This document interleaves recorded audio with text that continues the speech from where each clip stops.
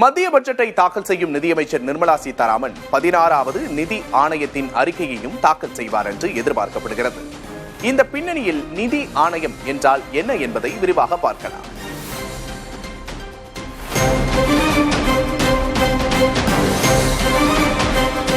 இந்திய அரசமைப்பு சட்டத்தின்படி ஒவ்வொரு 5 ஆண்டுகளுக்கும் ஒருமுறை நிதி ஆணையம் அமைக்கப்படுகிறது. இது மத்திய மற்றும் மாநில அரசுகளுக்கு இடையேயான நிதி பகிர்வை முறைப்படுத்துவதற்கான அமைப்பாகும். 2026-2027 முதல் 2031-32 ஆண்டு வரைக்குமான காலகட்டத்துக்கு பொருளாதார நிபுணர் அரவிந்த் பனகாரியா தலைமையில் 16வது நிதி ஆணையம் அமைக்கப்பட்டுள்ளது. நிதி ஆணையத்தின் முதன்மையான பணி மத்திய அரசு வசூலிக்கும் வரிகளை மத்திய மற்றும் மாநில அரசுகளுக்கிடையே எவ்வாறு பிரிப்பது என்பதற்கான சூத்திரத்தை வகுப்பதாகும்.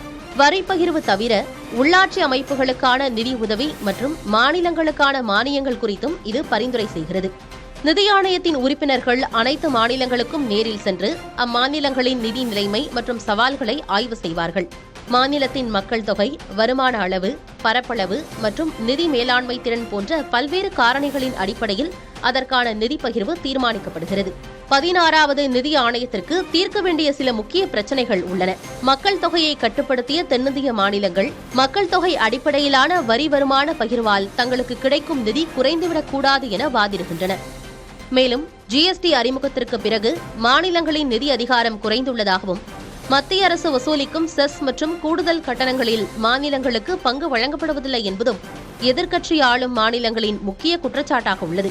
வரி வருவாயில் சுமார் 42% வரை மாநிலங்களுக்கு வழங்கப்படுவதால் மத்திய அரசின் வசம் குறைந்த அளவிலான நிதி ஆதாரங்களை மிஞ்சுவதாக கொள்கை வகுப்பாளர்கள் வாதிடுகின்றனர்.